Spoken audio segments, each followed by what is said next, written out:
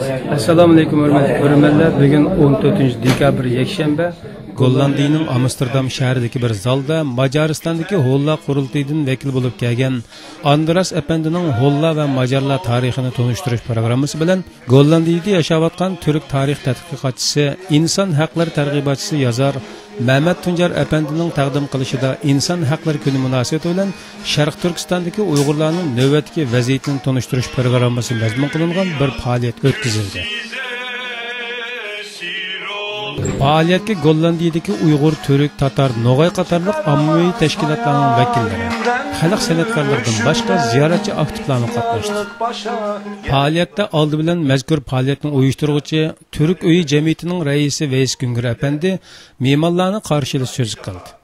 Andın Holla qurultayining vakili Andras Efendi faoliyat ahliga o'zining yillardan beri izlanishidan Holla va Majarlarning tarixi va buguniga oid xulosalangan natijalari va bu yo'lda ko'rsatgan tirishchanliklardan ma'lumot berdi.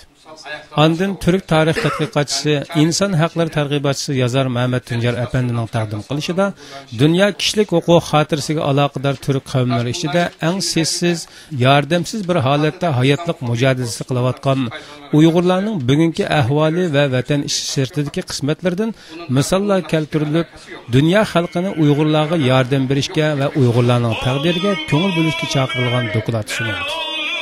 Faoliyatda yana Türk xalq san'atkorlari ma'nili naqshlarni taqdim qildi. Uyg'urlardan Gollandiyadagi turli faoliyatlarda olqishlanib kelayotgan Aygul Hasan xonimmi ona vatani kuylangan naqshisini taqdim qildi. Faoliyat shu yer vaqti tushdan keyin 3 dan kech soat 6 ga qadar davom qildi. Faoliyat oxirlashgandan keyin ziyoratimizni qabul qilgan Holla qurultayining vakili Andras Efendi o'zining 7 yil ilgari Urumchiga borganligi, kelar yili Qashqa taraflarga berish uchun tayyorlanayotganligi, Majaristonda o'tkazilgan Holla qurultayi harpisida Xitoy bosh elchisining o'ziga telefon qilib, shu yerda tiklangan bayroqlar qatori Jungu bayrog'iga bir o'rin talab qilgan talabini rad qilganligi haqida so'zlab berdi.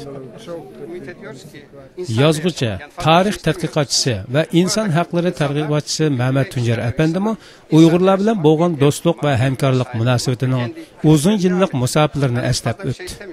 U Uyg'urlarning bugungi ahvolini Falastin xalqinikidan necha hassa ig'ir bo'lyotdi deb qaraydiganligini bildirdi. Faoliyatga ishtirok qilgan tashkilotlar qatorida Yevropa Sharq Turkiston ma'rif jamiyati va Gollandiya Uyg'ur birligi tashkiloti taklif bilan qatnashdi. Gollandiya Uyg'ur birligi tashkilotidan Sodiqjon Salih Efendi bu faoliyatda Uyg'urlarga aloqador qanday xizmatlarni sunganligini ma'lumot berdi. Aziz ko'ruvchilar, shuningdek bu qatimliq programmamiz inshaalloh yakunlashdi. Kelar qatimliq programmani ko'rishgacha Alloh